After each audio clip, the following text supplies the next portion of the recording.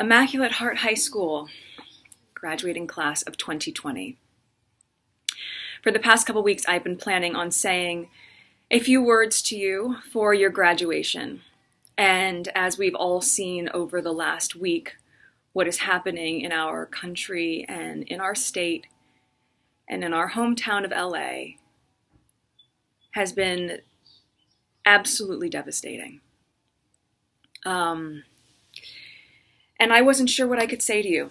I wanted to say the right thing, and I was really nervous that I wouldn't, or that it would get picked apart. And I realized the only wrong thing to say is to say nothing. Because George Floyd's life mattered, and Breonna Taylor's life mattered, and Philando Castile's life mattered, and Tamir Rice's life mattered. And so did so many other people whose names we know and whose names we do not know. Stephon Clark, his life mattered. And I was thinking about this moment when I was a sophomore in high school. I was 15, and as you know, sophomore year is the year that we do volunteer work, which is a prerequisite for graduating. And I remember my teacher at the time, one of my teachers, Miss Palia, said to me before I was leaving for a day of volunteering, always remember to put others' needs above your own fears. And that has stuck with me through my entire life, and I have thought about it more in the last week than ever before. So the first thing I want to say to you is that I'm sorry. I am so sorry that you have to grow up in a world where this is still present. I was 11 or 12 years old when I was just about to start Immaculate Heart Middle School in the fall, and it was the LA riots, which was also triggered by a senseless act of racism.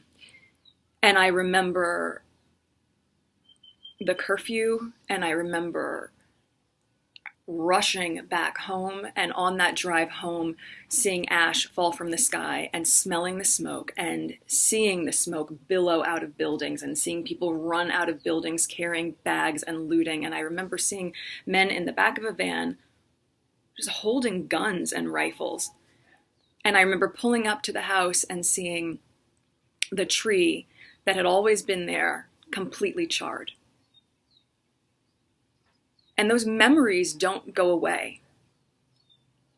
And I can't imagine that at 17 or 18 years old, which is how old you are now, that you would have to have a different version of that same type of experience. That's something that you should have an understanding of, but an understanding of as a history lesson, not as your reality.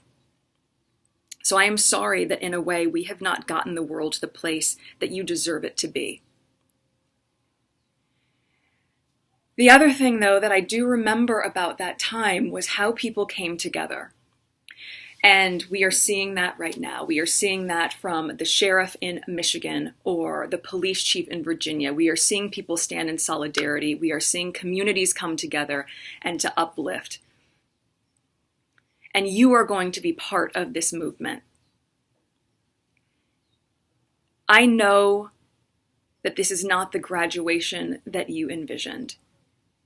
And this is not the celebration that you imagined. But I also know that there's a way for us to reframe this for you and to not see this as the end of something, but instead to see this as the beginning of you harnessing all of the work, all the values, all the skills that you have embodied over the last 4 years, and now you channel that. Now all of that work gets activated. Now you get to be part of rebuilding. And I know sometimes people say, how many times do we need to rebuild? Well, you know what? We are going to rebuild and rebuild and rebuild until it is rebuilt. Because when the foundation is broken, so are we. You are going to lead with love. You are going to lead with compassion. You are going to use your voice. You are going to use your voice in a stronger way than you've ever been able to, because most of you are 18 or you're going to turn 18, so you're going to vote. You are going to have empathy for those who don't see the world through the same lens that you do, because with as diverse and vibrant and open-minded as I know the teachings at Immaculate Heart are, I know you know that Black Lives Matter. So I am already excited for what you are going to do in the world. You are equipped, you are ready, we need you, and you are prepared. I am so proud to call each of you a fellow alumni, and I'm so eager to see what you're going to do. Please know that I am cheering you on all along the way. I am exceptionally proud of you, and I am wishing you a huge congratulations on today, the start of all the impact you're going to make in the world as the leaders that we all so deeply crave. Congratulations, ladies, and thank you in advance.